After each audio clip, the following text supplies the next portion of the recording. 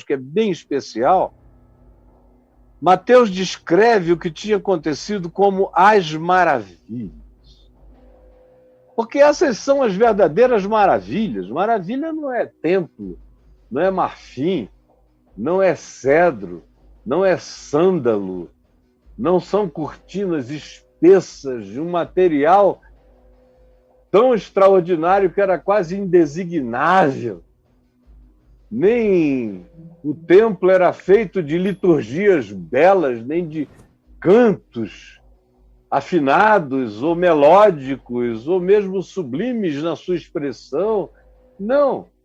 O templo não era para que a escritura fosse lida. Tudo isso se podia fazer em qualquer lugar e já se fazia há muito tempo nas sinagogas, durante o período em que se ficou sem templo. E as sinagogas cumpriram essa função de alimentar a leitura da Escritura, a maioria das pessoas eram analfabetas, e de estimular a oração, ou qualquer que fosse a outra intenção. Todavia, em lugar nenhum eram vistas essas maravilhas. E essas maravilhas foram tratadas como uma adversativa. Isso aqui é chocante, o Evangelho não esconde. O Evangelho chega a ser sarcástico, irônico e absolutamente assertivo a respeito desse choque entre Jesus e o status quo religioso. Como ele dá sentido ao templo, que de outra forma era só um mausoléu, dá sentido ao templo, que de outra sorte, da melhor hipótese, era apenas um monumento, dá sentido ao templo, realizando nele a abertura de olhos, o desbloqueamento funcional do andar humano, dos coxos, mas os líderes da religião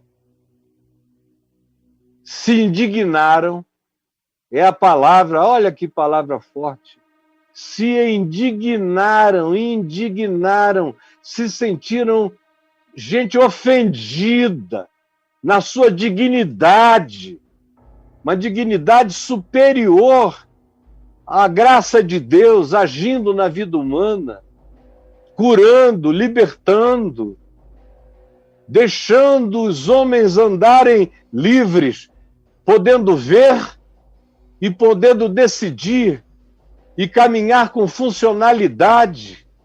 Ficaram com raiva da quebra da dependência e de Jesus fazer isso dentro do templo, sem pedir autorização, sem dizer, me desculpem, senhores, autoridades religiosas, eu tenho a permissão para curar alguns doentes, abrir alguns olhos a cegos, fazer alguns coxos andarem livremente.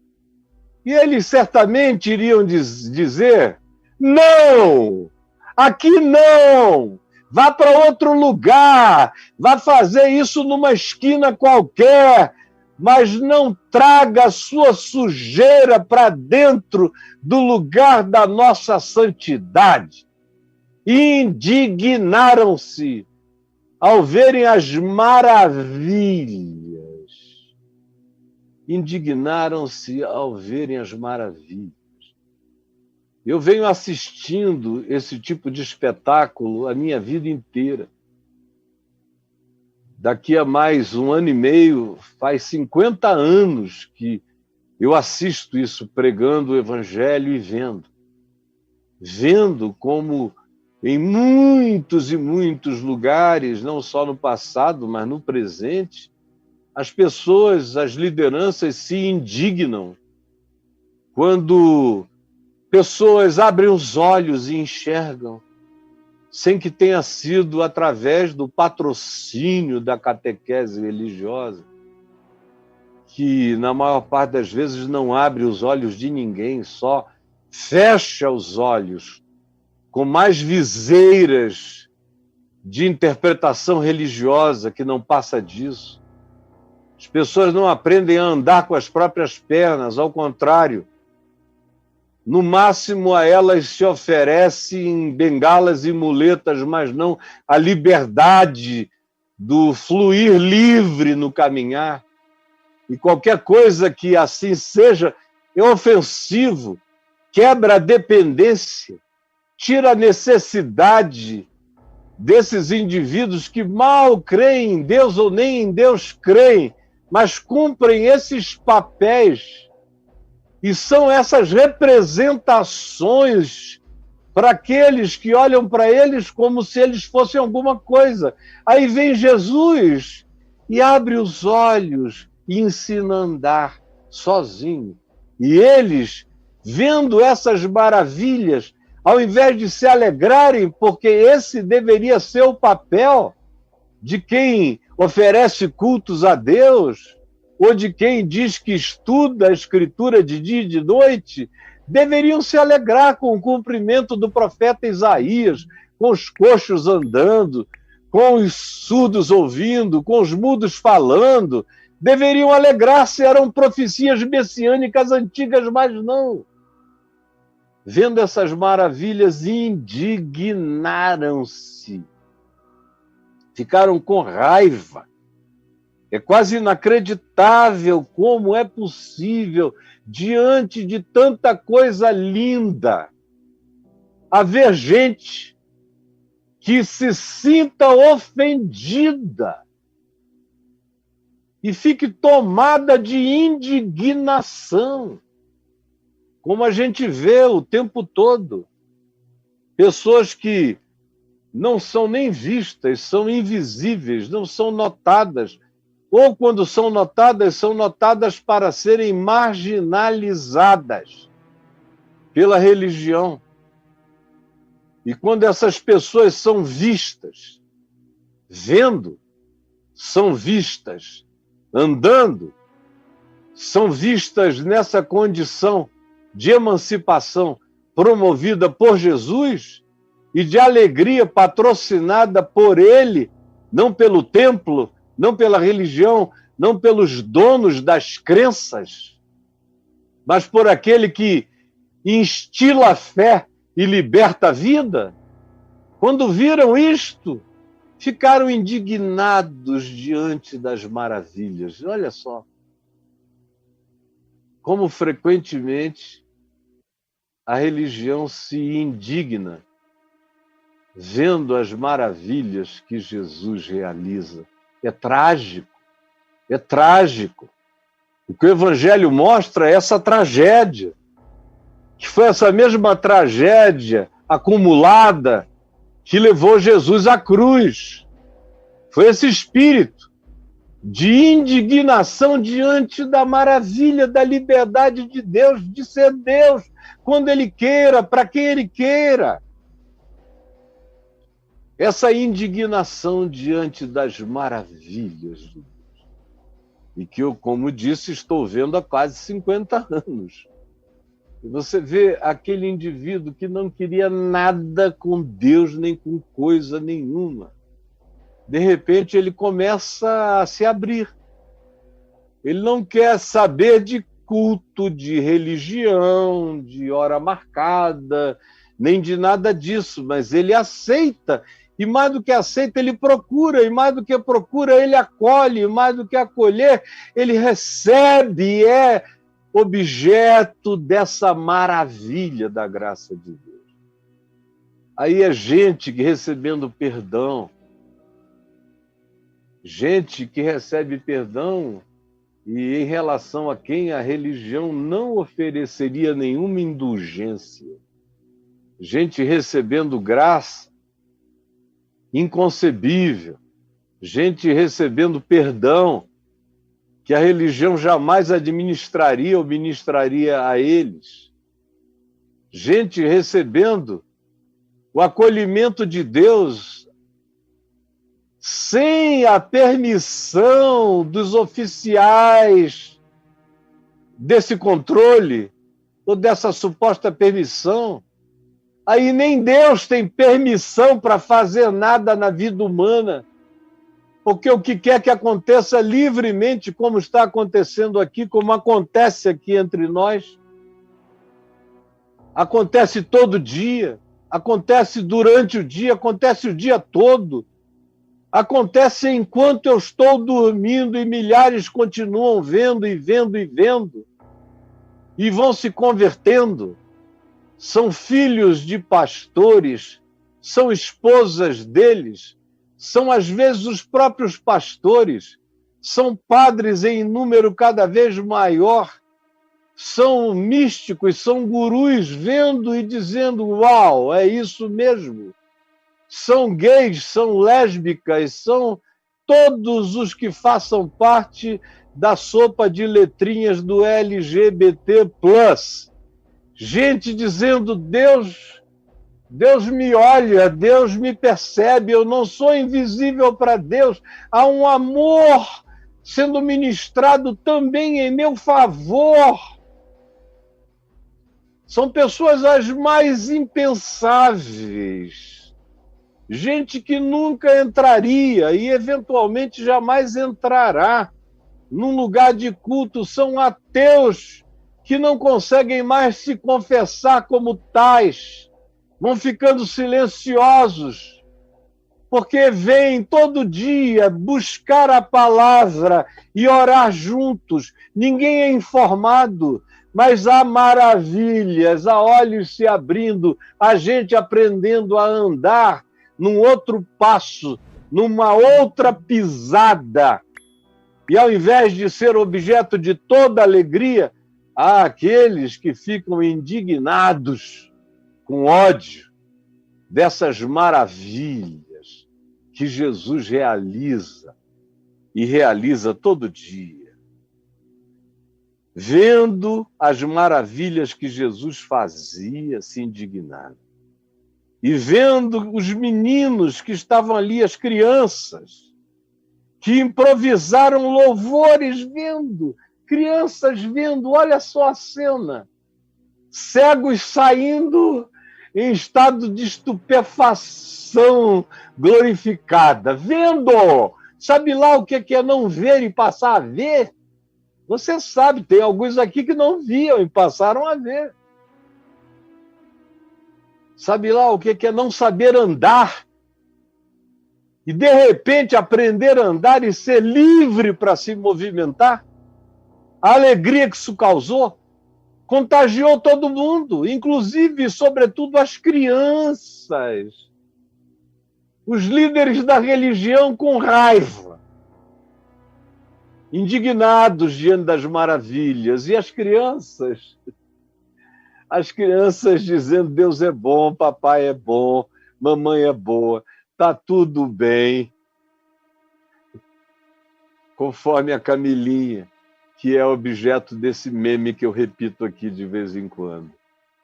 Pois é, as crianças cantando e dizendo hosanas, aleluias, louvado seja o nome de Deus. As crianças, os líderes da religião numa mudez raivosa, e as crianças numa alegria sublime de assustar a anjos. As crianças cantando hosana ao filho de Davi, ou seja, hosana ao Messias.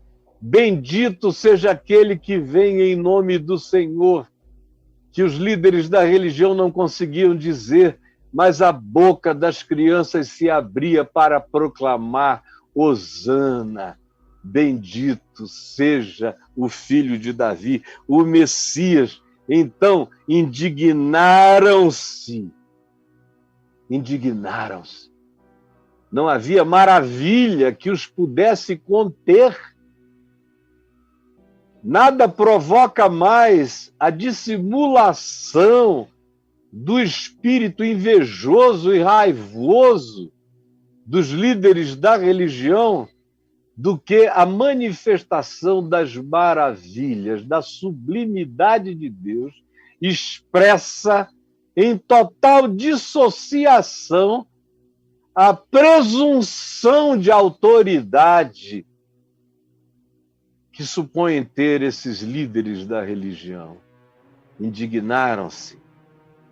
diante das maravilhas e diante da alegria das crianças, do hosana da pureza, ficaram com raiva e perguntaram a Jesus: ouves o que estes são as crianças, estão dizendo? Eles conseguem tratar crianças como estes. É muito difícil você tratar crianças cantando como estes. Você olha e há uma designação natural de carinho. Mas como o que os faz fazerem essa observação não é o amor, é o ódio, as crianças cantando viram objetos e objetos de proclamação herética. Tu ouves o que estes estão dizendo, reduzem o canto a um dizer. É mais do que um dizer. O dizer melódico, o dizer cantado, é mais do que um dizer. É um dizer também, mas é um dizer ajuntado a uma outra linguagem que é a da sublimidade melódica do canto. Até anjos gostam de falar cantando, quando a notícia é a melhor de todas, como foi no nascimento de Jesus. Tu não ouves o que eles estão dizendo? Então Jesus respondeu aos indignados, raivosos, possessos de inveja espiritual, porque eles próprios não conseguiam curar ninguém, não tinham amor para curar ninguém, não tinham misericórdia para curar ninguém, não tinham compaixão para curar ninguém. Cura é produto de amor, de compaixão, de graça no olhar, de uma vontade sincera de impor as mãos e de falar com o carinho da misericórdia de Deus em favor daqueles que estão em estado de necessidade. Ouves? Jesus respondeu: sim, sim. Eu não sou surdo. Eu sou aquele que está aqui abrindo os olhos aos cegos e ajudando os coxos a andarem definitivamente bem. Vocês estão me perguntando se eu ouço? Sim, eu adoro essa resposta. Ouves? E Jesus disse sim. Sim, eu ouço. Nunca lestes? Aí, como estava cheio de escriba e de sacerdote, Jesus tira uma onda. Isso aqui está carregado de ironia, vocês não percebem a ironia. O Evangelho é cheio de ironia e não raramente de sarcasmos.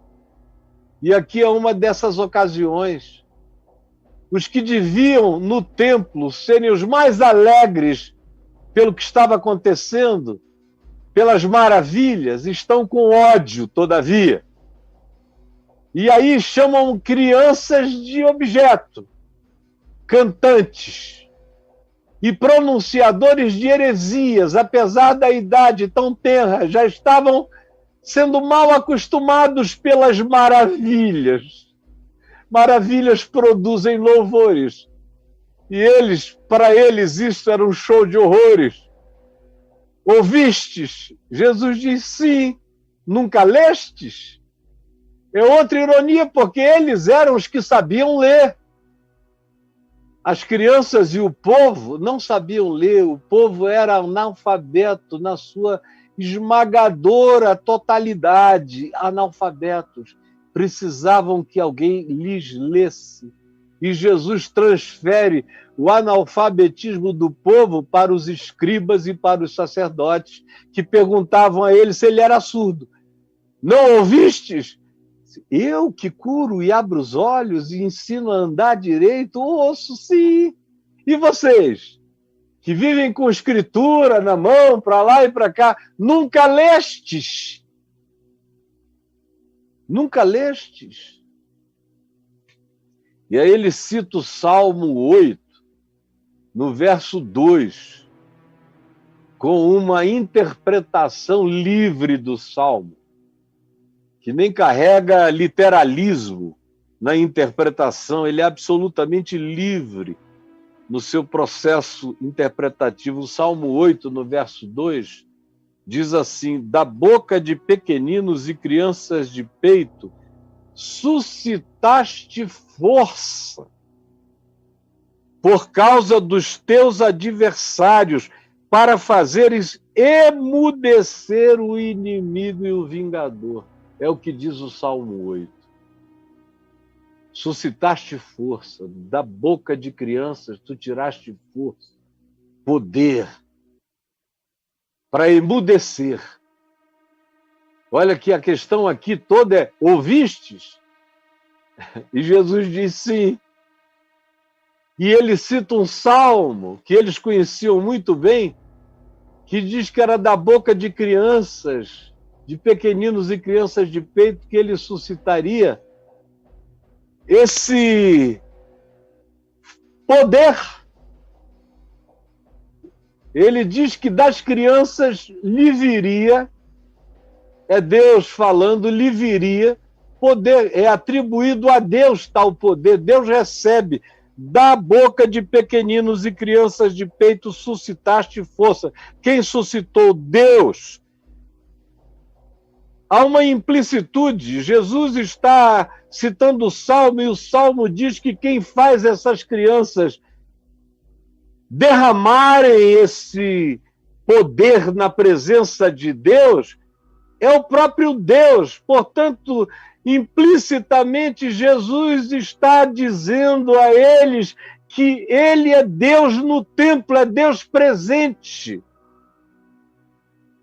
E as crianças tinham discernido isso, e a isso as crianças louvavam e chamavam a ele de Deus presente, de Emanuel, de filho de Davi, de Messias, de Cristo presente.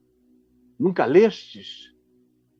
Da boca de pequeninos e crianças de peito suscitaste força por causa dos teus adversários. E chega agora a chamar esses que se lhe opõem de adversários de Deus. Nunca lestes que da boca de pequeninos e crianças de peito suscitaste força por causa dos teus adversários? Chamou esses indivíduos de satanases. Adversário, especialmente lá no hebraico, toda designação de adversário tem a ver com Satã, com aquele que se opõe a Deus, que range os dentes, que se indigna contra Deus, como era o caso na presença de Jesus. Aqueles homens tinham entrado num processo de satanização mental, espiritual, psicológica, emocional, porque se insurgiam contra as maravilhas da graça de Deus, abrindo olhos e botando seres humanos para andarem em liberdade, sim, para fazeres emudecer o inimigo e o vingador. É extraordinário. Aí Jesus cita esse salmo livremente. É um outro problema para os escribas. Por que ele, ao invés de citar não o salmo na sua literalidade ou no seu literalismo, ele toma para si essa liberdade de chamar força? Suscitaste força.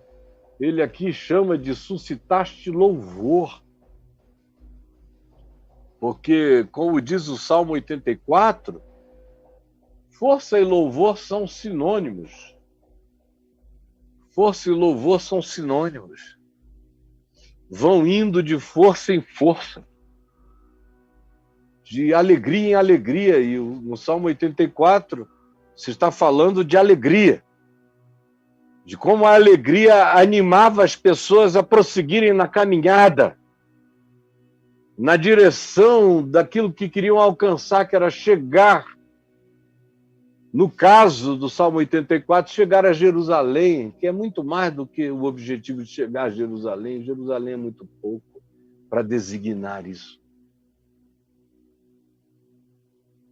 Era a alegria que suscita força. E Jesus está aqui falando da alegria das crianças, que no Salmo 8:2 suscita força, força. Estranhamente, crianças dando força a Deus através desse perfeito louvor que Jesus chama. O que estava acontecendo, o que está acontecendo aqui é um louvor que vocês nem entendem, é o perfeito louvor. Tiraste o perfeito louvor. Nunca lestes? E deixa que eles fiquem com as declarações implícitas do Salmo 8, verso 2. Deixa que eles durmam com essa agonia, com esse barulho. Ele pega, sai dali, se retira imediatamente para Betânia. Chega. Here I'm done. E vai embora para Betânia. Começou a ficar perigoso. O templo pode se transformar num lugar muito perigoso, dependendo de quem esteja lá. E de que com que espírito lá estejam, lá ministrem e lá dirijam. E ele não é do templo, ele só passou por lá. Ele é da vida, ele é do chão, ele é da estrada, ele é do caminho, ele é da beira-mar, ele é da casa dos publicanos, dos pecadores. Ele é aquele que diz em verdade a esse povo aqui, dessa mesma natureza ou laia. Ele diz, em verdade eu vos digo que muitos publicanos, pecadores e meretrizes vos precedem no reino dos céus. Esse é um ensino simples do Evangelho. Eu não preciso fazer discursos aplicativos maiores. Quem tem ouvidos para ouvir, ouça. Porventura, não ouvistes? Não ouvistes? Eu espero que todos vocês digam sim. Sim. E que vocês tenham do coração de vocês, agora, derramado diante de Deus, na presença de Jesus, o Cristo eterno. O perfeito louvor. Isso acontece quando o nosso coração se quebranta na direção de crescer. É um quebrantamento que eleva e que enleva, e que nos leva a trazer e a derramar na presença de Deus o perfeito louvor. Quem tem ouvidos para ouvir, ouça. Quem quiser entender, entenda. Senhor